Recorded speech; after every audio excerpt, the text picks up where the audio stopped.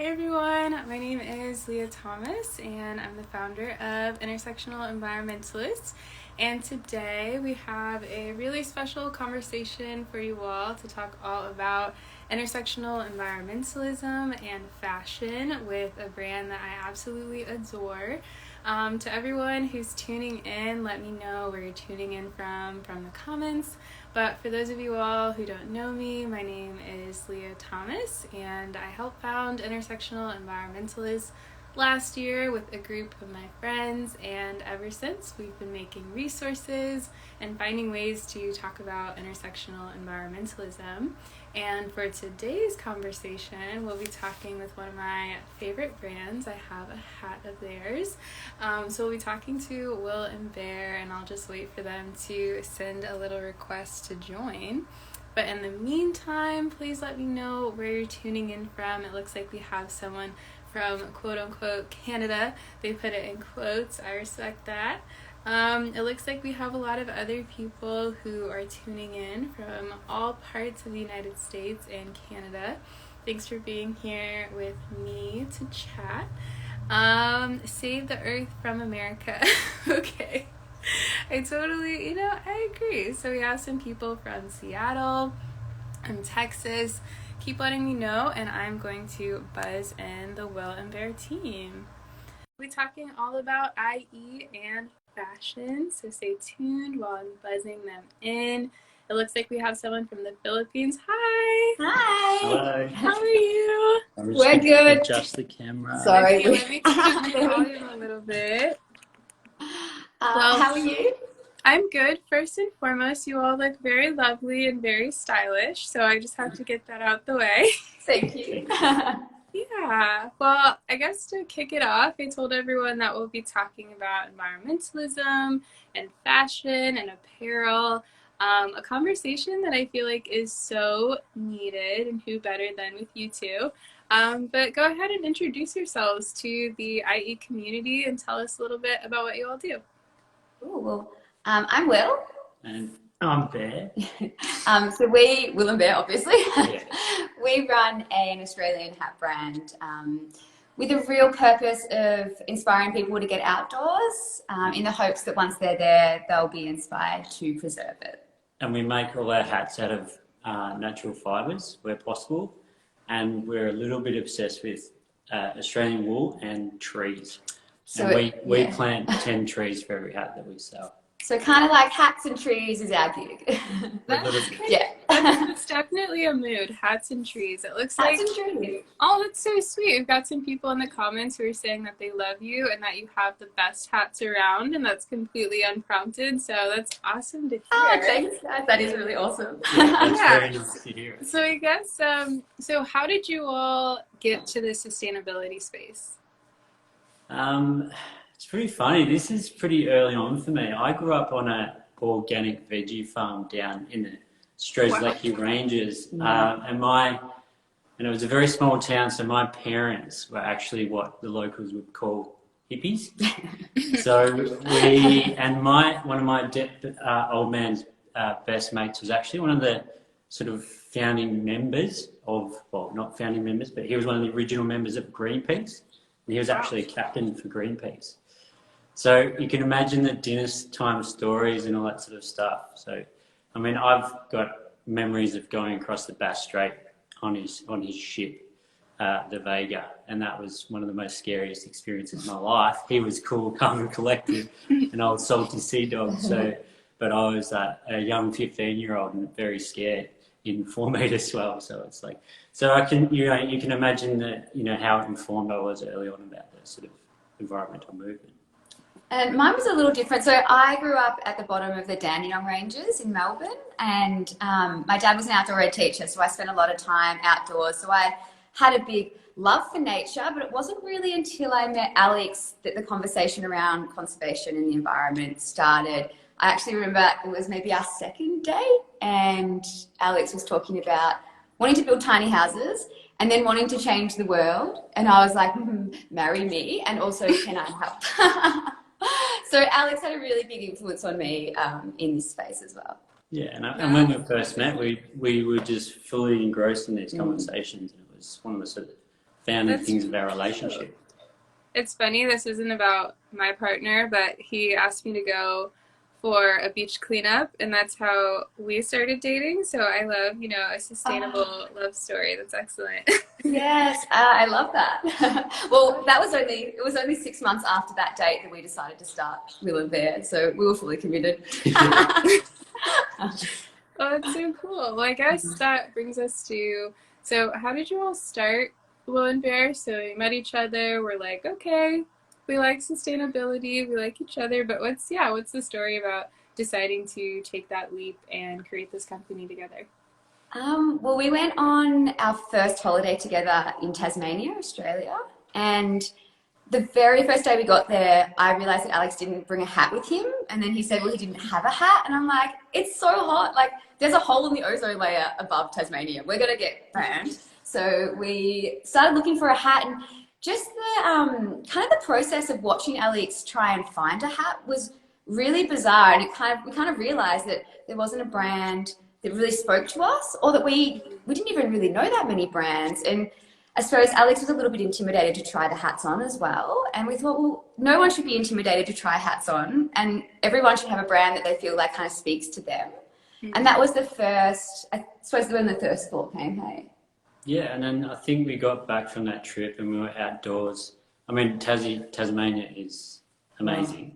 It's like our spiritual home, definitely. Yeah, we absolutely love it. Like, it's got mountains, it's got beaches, it's got everything. It's like this big. We were very inspired by nature while we were there. So we obviously wanted to connect to it and then give back to it. So we decided we would start this thing, and our next challenge was, how do we make this product which is going to have the lowest impact, I guess, as a product on the environment. So that's kind of where the natural fibers came in.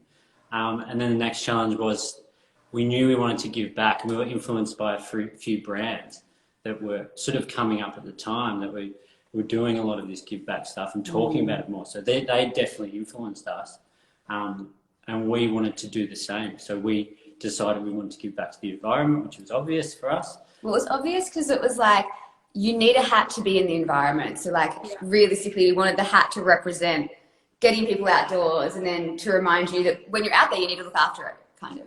Well, and then after that trip, actually, after I found the hat, me and Loz were actually fighting over it. So we actually discovered it was a very unisex kind of item as well. So the idea was like a hat for anyone's head, really. Doesn't have to just be fashion. It doesn't have to just be outdoors. You don't have to be a cowboy. It's like we wanted anyone to wear our hats. And then we started with kind of like a really similar style that Alex found in Tasmania, which was it's called William, and it's still our bestseller.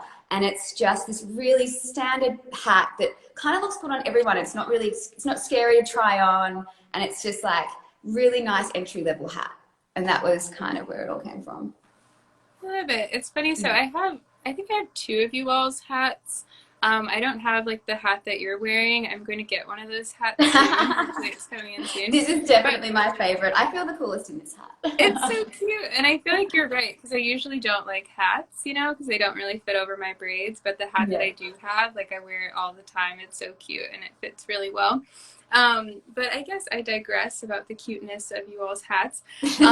So I learned about sustainable apparel when I was working at Patagonia, and there were so many things that I didn't know about ethical fashion and all of these, untold stories of the supply chain.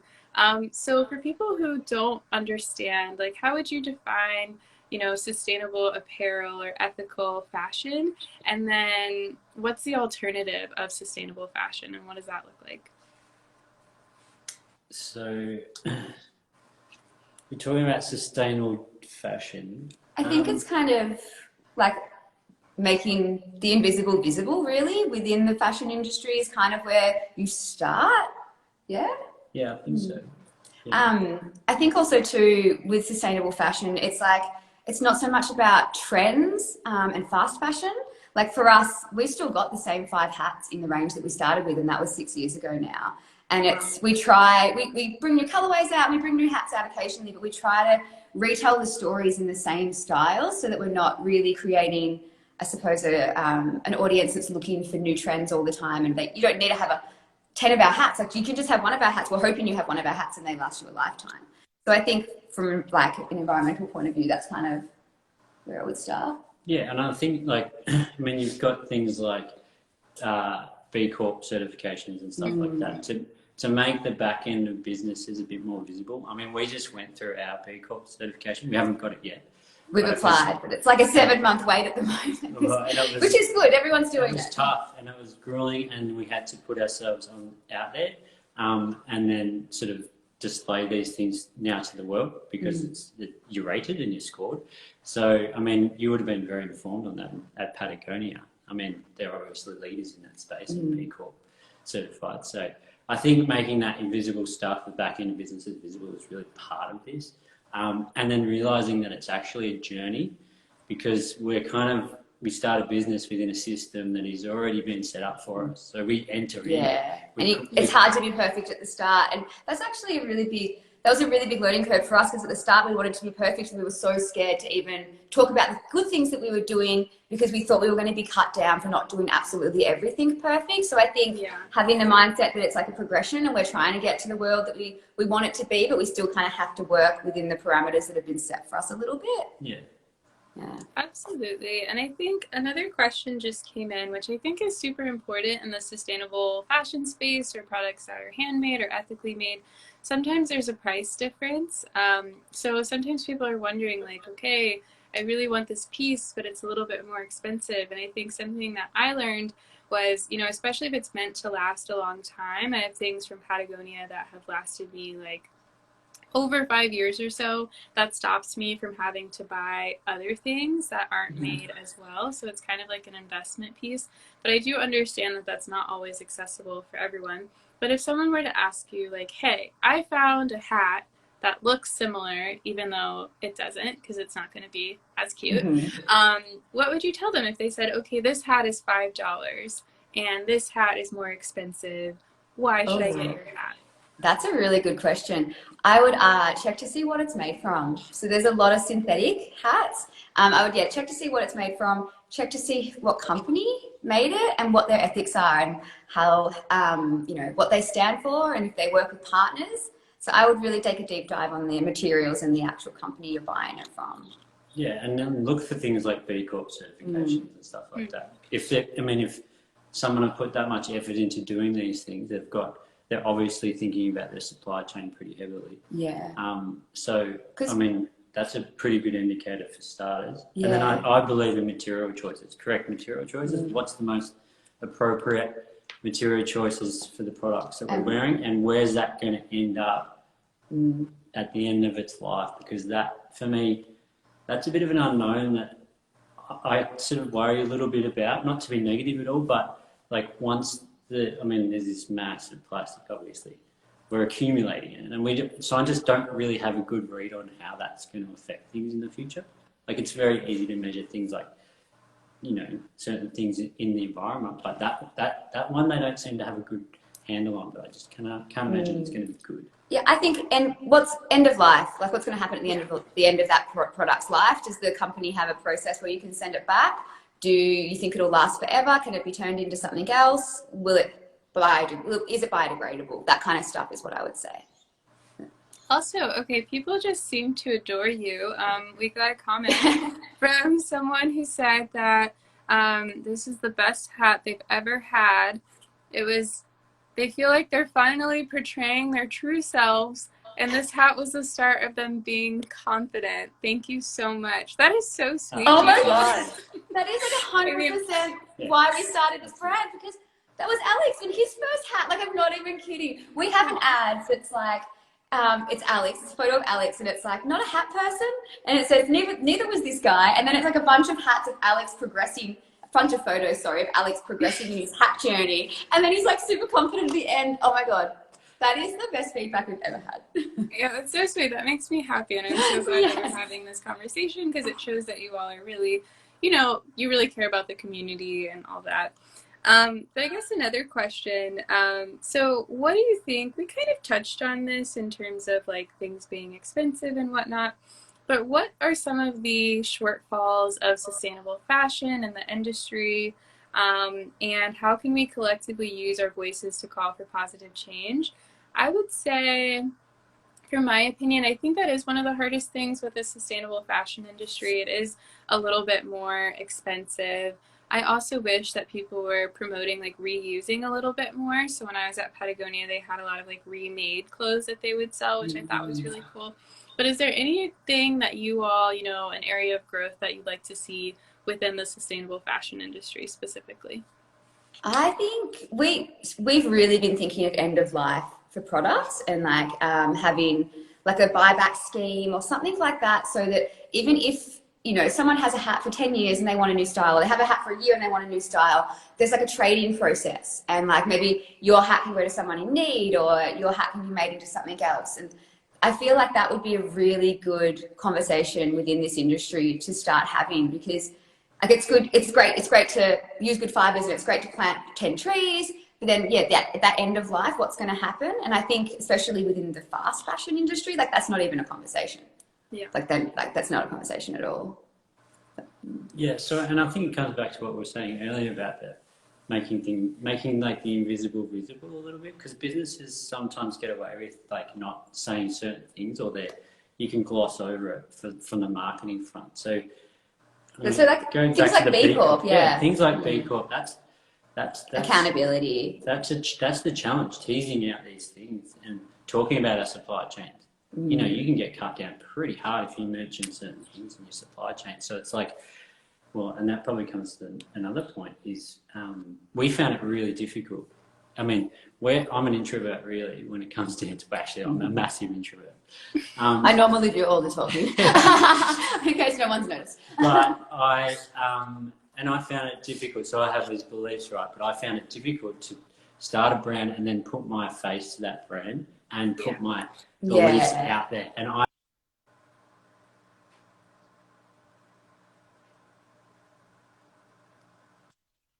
Oh, wait, there. Okay. It's okay. You're back. Go away, Mom. Okay, so you're introverted. I feel you. I'm a little introverted. I just kind of pretend. But go for it. Okay, what were you saying?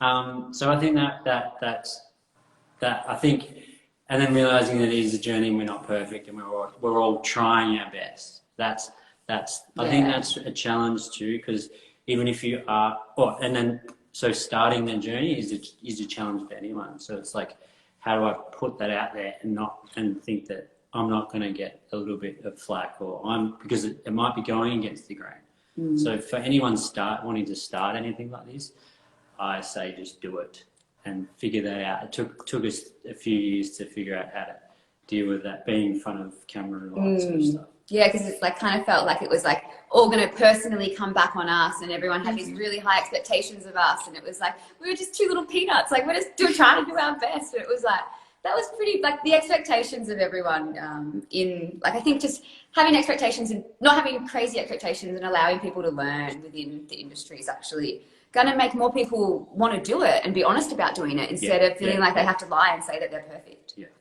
Yeah, absolutely. I mean, I honestly couldn't agree more. Starting my own little sustainability nonprofit last year, and then all of a sudden having all this attention and being like, it's so scary. But I think for anyone who's dealing with something similar, just make sure that you think about the mission, like just stick to the mission, stick to what you care about. People can feel, I don't care how people feel about me, but I hope that they learn about, intersectional environmentalism, just like you all are the coolest. But I also hope people really take away the importance of sustainable fashion from this conversation, because it's so important. But we had one more question that came in that I want to ask before we have our ending, fun question. So yeah, people are wondering, there's so many companies that are greenwashing now because they understand that a lot of consumers want to purchase eco-friendly products. So how can a consumer tell the difference between, say, a greenwashing effort and something that's really sustainable and, is coming from the heart, just like the story of Will and Bear? You'd have to do a bit of research. It's a really hard one, actually, because we're bombarded with 1,000 different messages a day, even to have the time to have a look into that stuff. So I think you're going to have to set aside time to really research what you're buying. And I think if you can try to find the brand's authentic story, and even if you can try find the founders and like what their story is, and if they really have a presence and if they believe in what they're talking about, that's like a really good start. Yeah. I think as a collective, like these purchase decisions, like when they add up, they have the ability to change things. Like it's the system that we're working within, like that's just how it works. Like, you know, the money goes, these businesses rise if the money goes to these certain businesses. So like it's important, but I think it's like a relationship. Like when you meet someone, like, do you feel, is it authentic when you meet them? Like I think you just, brands are almost like people. You can get a real good read on from them. Like maybe they've got a nice glossy finish at the front and you're attracted to that shiny thing, but as soon as you have one interaction with them or you like buy one of their products or you're on their website and something feels quite a bit not right, then your gut's probably pretty right.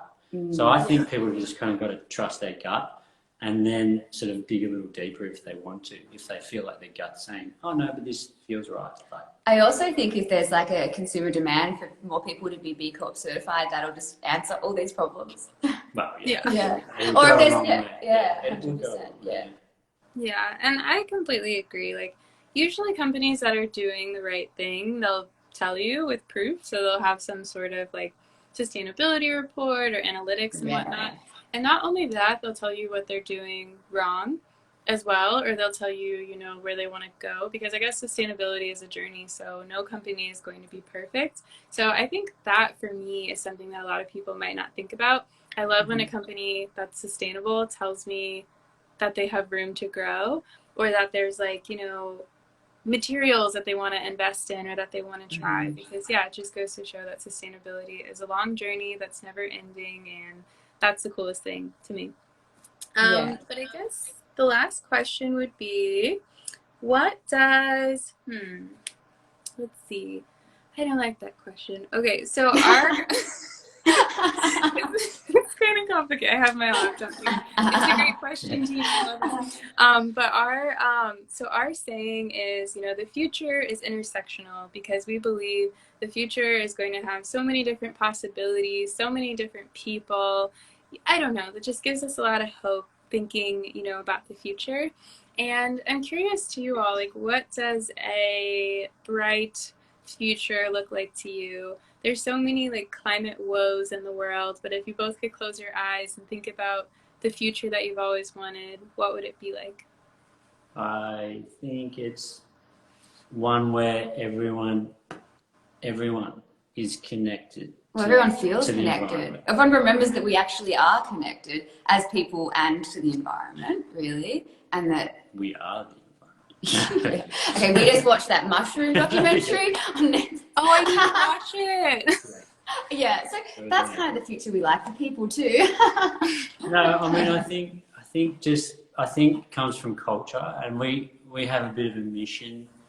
That's kind of our mission statement, kind of creating a culture that cares for the environment or considers it, or, you know, whether it be like a weekend away and you're in the bush, or you're on your balcony and you're getting your hands in the dirt planting a little balcony garden or something like that. So it's like, even on those levels, we want to be connected. We want to see people connected with nature. And I think if everyone is connected and everyone can kind of do that, then people will be nicer to each other. I think it'll be an amazing world. I don't think everyone needs I think even if like, you know, just as many people as possible can get into nature, it doesn't mean they're going to become like an activist, but like just the being in nature, going for a nature walk is going to remind you that everything is connected and that you shouldn't put rubbish on the ground and that you shouldn't use plastics. You know what I mean? Like, it's just going to help everyone. So that's really what we want. And we want to be able to tell like those stories through our brand, through all of our customers as well.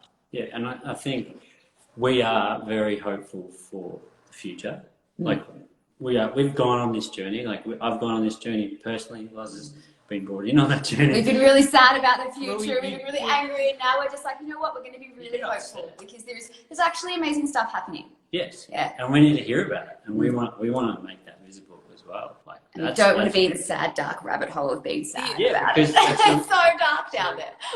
and I think that this environmental challenge that we're faced with has the ability to kind of bring everyone together and unite, like cross borders, all that sort of stuff. We're all fighting a common cause of like getting on top of this environmental situation that we're in. So I think that could be hopefully be a defining factor, and we all come together, and it's like at the end of a big hike, you're all high-fiving and you all give each other cuddles and you love each other. So yeah, like the world's at the end of a hike. That's our future. Perfect. Yeah, no, that's so perfect. And that's something that we talk about at IE, as we call it, quite frequently. There's so much doom and gloom in the world. And, you know, instead of shame-based motivation of, you know, everything that's gone wrong, I think a lot of people are really gravitating towards climate optimism and hope and solutions and, you know, finding joy, like you all were saying, in Mother Earth and all that she has to offer, because that makes me feel really good about being an environmentalist. And we don't have to like depress people into caring about the earth, because the earth is so beautiful and that's inherently very positive and just joyous. So I love that that's what you all are doing and the work that you all are carrying out. Before we hop off, how can people follow along with you? How can people, you know, get one of those hats? But yeah, how can people follow along? Sure. So follow us along at Will and Bear on Instagram. And if anyone wants a hat, willandbear.com. We've actually just opened a warehouse in America. So we've got a warehouse in California, which has been a long time coming. So now it won't take like 4 weeks to get hats over there. Awesome. Well, that's so great. It was lovely to, you know, meet you all. I'm in California, so if you all are ever out here, let me know. But yeah, it's been so lovely, and everyone will also be writing about them in our upcoming magazine, so you should check it out, because we'll have, you know, some more details about everything that they're doing. But I hope everyone has a lovely day, or you all have a lovely evening. I don't know what time it is. It's morning for us. Oh, okay, good. Have a lovely day. You have a nice evening, though. Alrighty. Well, I'll talk to you all soon, hopefully, and thank you again for being here with the Thank you so much for having us, and for the work that you do. It's amazing. Thank you. Thank you. Bye, y'all. Bye. Yeah.